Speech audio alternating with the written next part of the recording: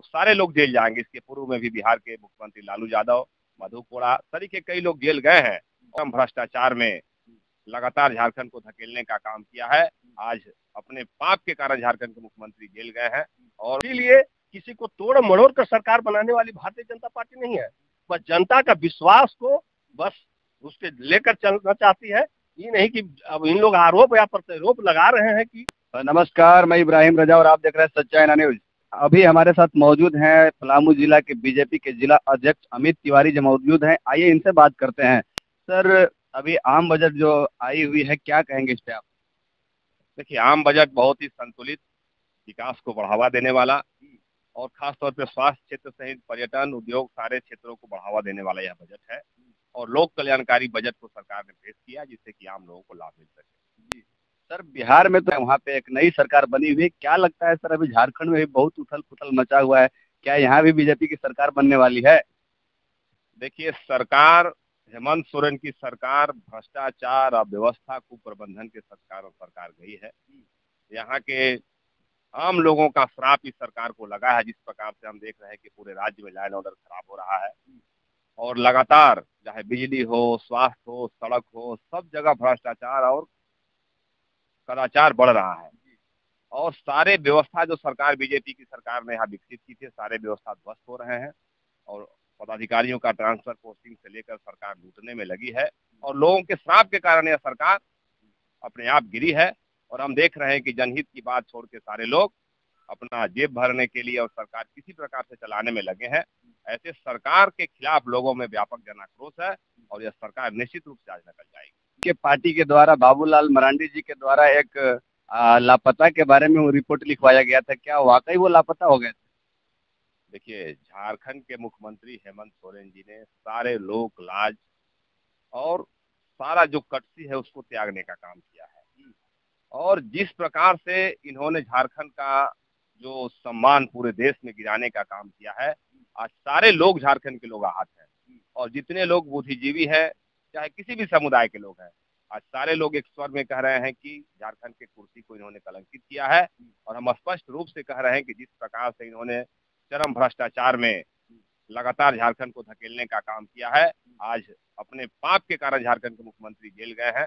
और अंतर्निहित अव्यवस्था और भ्रष्टाचार के कारण निश्चित रूप से यह जो यूपीओ की सरकार है, इसको लोग धक्का देने का काम करेंगे।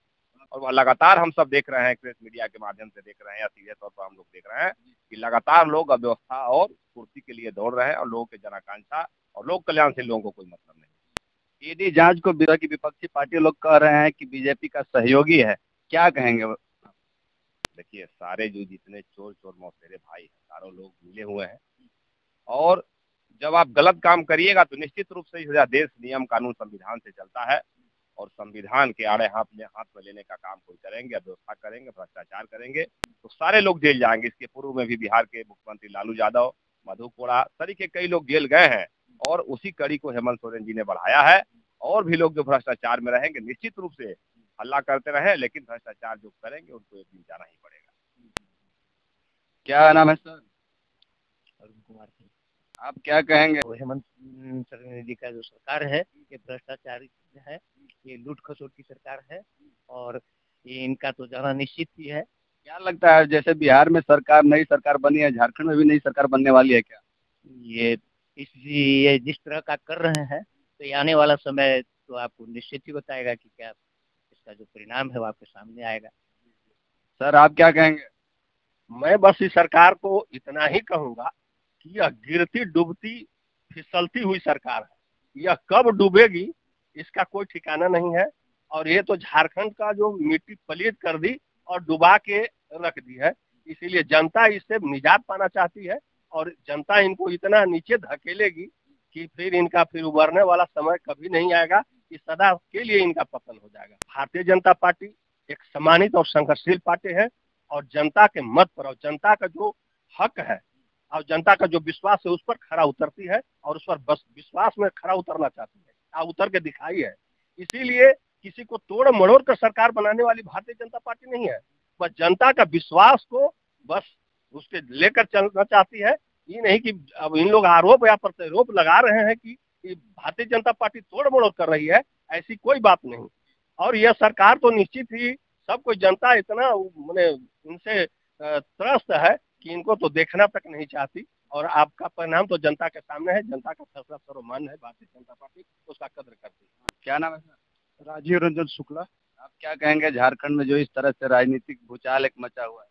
झारखंड में जो भूचाल मचा हुआ है, तो यहाँ का जो मुखिया है, तो उनको जो नहीं करना चाहिए वो कर रहे हैं। तो जनता आने वाला चुनाव में उनको सबक सिखाएगी। सर आपका क्या नाम हुआ? मेरा नाम अरुण कुमार सिंह हुआ।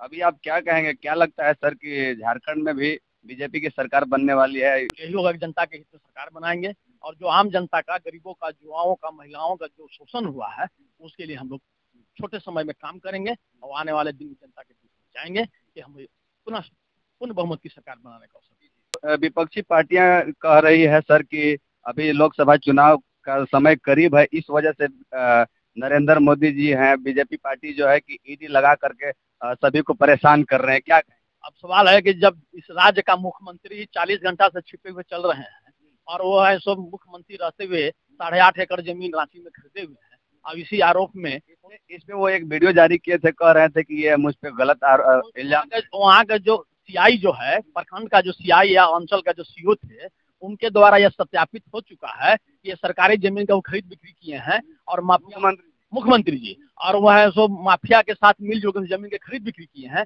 उसी आरोप में वो जेल गए हैं। और जब जेल गए हैं तो इसमें बीजेपी वाले पर या नरेंद्र मोदी पर अगर वो कहते हैं तो अपना गिरबन झाँकना चाहिए था कि हम में कहाँ कमी है कि जो हम लोग के छिपे चल रहे हैं। बहुमत की सरकार भी बनाएंगे और आने वाले दिन में जो चुनाव होगी लोकसभा और विधानसभा का, उसमें इनको मुंहतोड़ जवाब देंगे। आप क्या कहेंगे? मैं यही कहना चाहूंगा कि अभी वर्तमान में जो है वो झारखंड की सरकार, हेमंत सोरेन, वो भ्रष्टाचार में लिप्त सरकार है। वो तो साबित हो चुका है, इसमें कहने वाली कोई बात।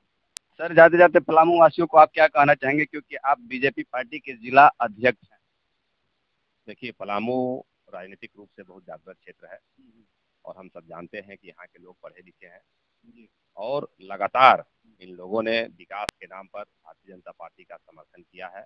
और हम देख रहे हैं कि यह जो सरकार है लगातार विकास के कार्य रोकने का काम कर रही है और लगातार क्षेत्र में अव्यवस्था, बिजली का कटौती और क्राइम बढ़ रहा है।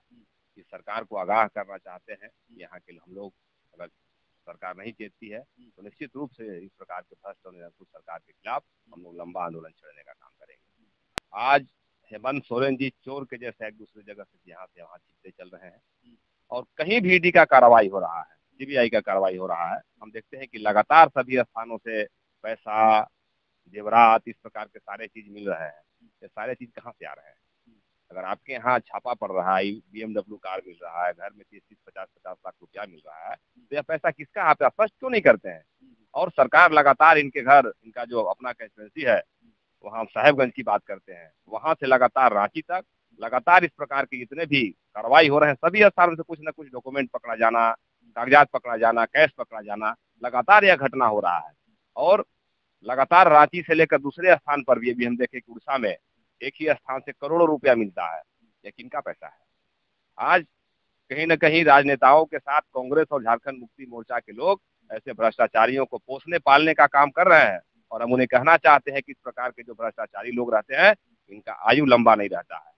और आप लोक लज्जा का त्याग करेंगे तो निश्चित रूप से यहाँ के लोग आपको उखाड़ फेंकने का काम करेंगे और यही पूरे देश में हो रहा है। झारखंड भी इससे अछूता नहीं रहेगा। आने वाला चुनाव में ऐसे भ्रष्टाचारी लोगों और दलों का सफाया हो जाएगा। बाकी आप सब अपना राय कमेंट उसमें जरूर रखिएगा। मिलते हैं नेक्स्ट वीडियो में, तब तक के लिए जय हिंद।